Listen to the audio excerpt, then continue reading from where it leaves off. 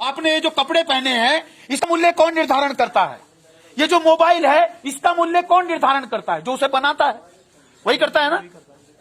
तो जब किसान गन्ना बनाता है, जब अनाज उगाता है, तो उसकी कीमत कौन निर्धारण करना चाहिए?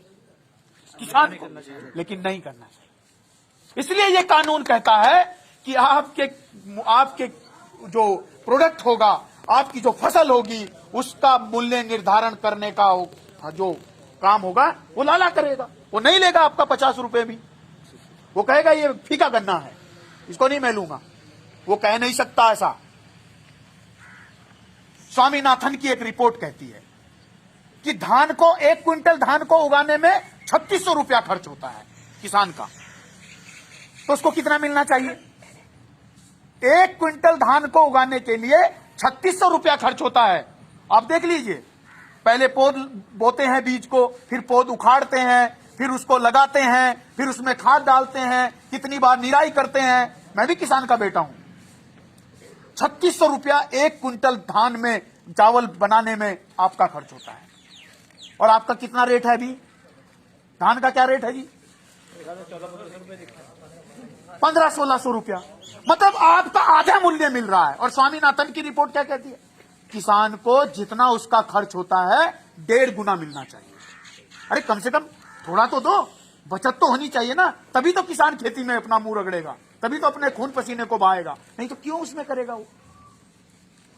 ये मूल्य उसको नहीं मिल रहा है। और ऊपर से सरकार कह रही है कि पूरी जमीनों को प्राइवेट हाथों में सौंपा जाएगा। बाबा साहब अंबेडकर भी कह रहे थे कि सारी जमीन का राष्ट्रीयकरण कर दो, उद्योगीकरण कर दो। और जैसे ये कंपनी में 2 रुपए का पानी का 20 रुपए बना रहे हैं, ऐसे किसान को भी मौका दो। किसान बैठेगा कानून में और वो तय करेगा मेरी फसल की कीमत क्या होनी चाहिए। जब किसान बैठेगा तभी तो मूल्य निर्धारित होगा। और जिसका बाप किसान नहीं है, जिसके औलाद किसान नहीं है, वो बैठ के संसद में बैठ के उद्योगपतियों के, उन करोड़पतियों के, उन पूंजीपतियों के साथ मिलके हमारे लिए कानून बना रहा है। क्या ये लोकतंत्र है? इसलिए राष्ट्रपिता ज्योतिबा फूले साहब कह रहे थे 200 साल पहले, ऐ मेरे किसान और मजदूर, जब तेरे ऊपर जुल्म होगा तो तू उठाना कोड़ा और मारना जुल्मी की कमर पे कस के। उस किताब में लिखा है ज्योतिबा फूले ने, और लिखा उस किताब में, मारना उसको, उसकी कमर पे कोड़ा कस के, जो तेरे ऊपर जुल्म करेगा, तेरे हक और अधिकार को खाने की कोशिश करेगा। और यह भी कहा, और अगर तेरा ही किसान, तेरा ही मजदूर तेरे साथ नहीं आता है तो उसको भी मारना कोड़ा कस के, क्योंकि वो तेरा साथ नहीं दे रहा है, तुझे बर्बाद करने के लिए दुश्मन के साथ मिल रहा है।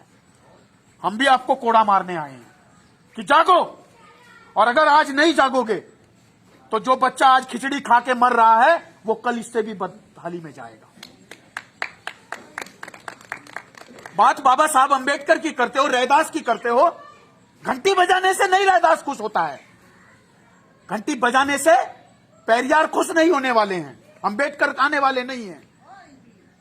36 करोड़ देवी देवता, अल्लाह, ईश्वर, गॉड, कोई आने वाला नहीं है।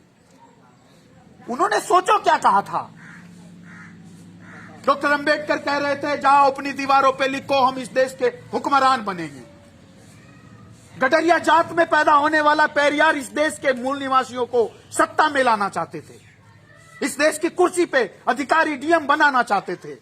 माता अहिल्याबाई होलकर भी गडरिया जात में पैदा होके, हमारे मूल निवासी समाज में पैदा होके इस देश से छुआछूत को खत्म करना चाहती थी।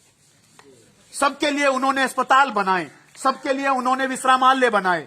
और ज्योतिबा फूले ने सबसे पहला जो स्कूल 1848 में खोला, इससे पहले आपके बच्चों को पढ़ने का अधिकार नहीं था, स्त्री शूद्रो विद्या नाद्यताम के आधार पे, और उसका नाम उन्होंने अहिल्या आश्रम रखा। अहिल्याबाई, माता अहिल्याबाई होलकर के नाम से पहला स्कूल भारत में खुला, जिसमें चमार, पासी, खटीक, जाट, गुजर, अहिर, गडरिया, सैनी पढ़ सकते थे।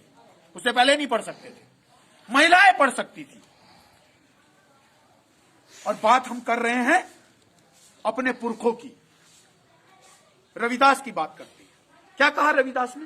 मन चंगा तो कटौती में गंगा। और हमने मतलब लगाया कि गंगा की जय जयकार करते रहो।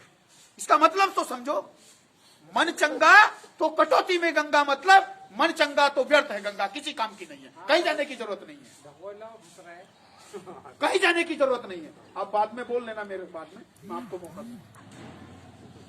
अरे उन्होंने सोचो क्या कहा था, ऐसो चाहूं राज में मिले सबन को अन, छोट बड़ो सब सम बसे रविदास रहे प्रसन्न। है मेरे समाज के लोगों, रविदास कह रहे हैं, है मेरे समाज के लोगों, मैं ऐसा राज चाहता हूं जिस राज्य में कोई भूखा ना हो, छोटे बड़े अमीर गरीब सारे बराबर बसते हैं, सबके पास रोजगार हो। ऐसो चाहूं राज में मिले सबन को अन्न, सबको अन्न मिलना चाहिए, सबके पास रोजगार हो, सबके पास नौकरी हो, छोटे बड़े सब बराबर बसे। ऐसा नहीं होना चाहिए कोई गांव में शहर में घुसे और गली में घुसते ही पता लग जाए ये चमार का मकान है, ये भंगी का मकान है, ये गडरिये का मकान है, ये जाट का मकान है और ये बामन का मकान है। नहीं होना चाहिए ऐसा।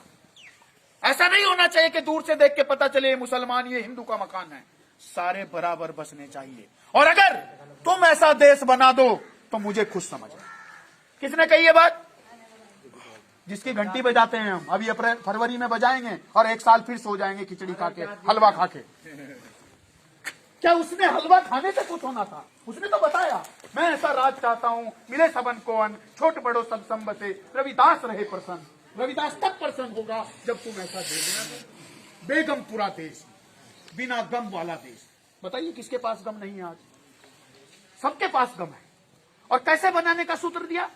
जात जात में जात है जैसे केलन के पात, रविदास मनुष्य ना जुड़ सके जब तक जाए ना जात।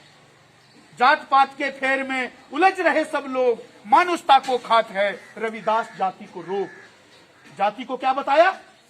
क्या बताया? रोग बताया। और हम क्या कर रहे हैं? गर्व से कहो हम चमार हैं, गर्व से कहो हम गडरिये हैं, गर्व से कहो हम जाट हैं, हम गुजर हैं, हम अहीर हैं, हम ब्राह्मण हैं। तो होते रहो।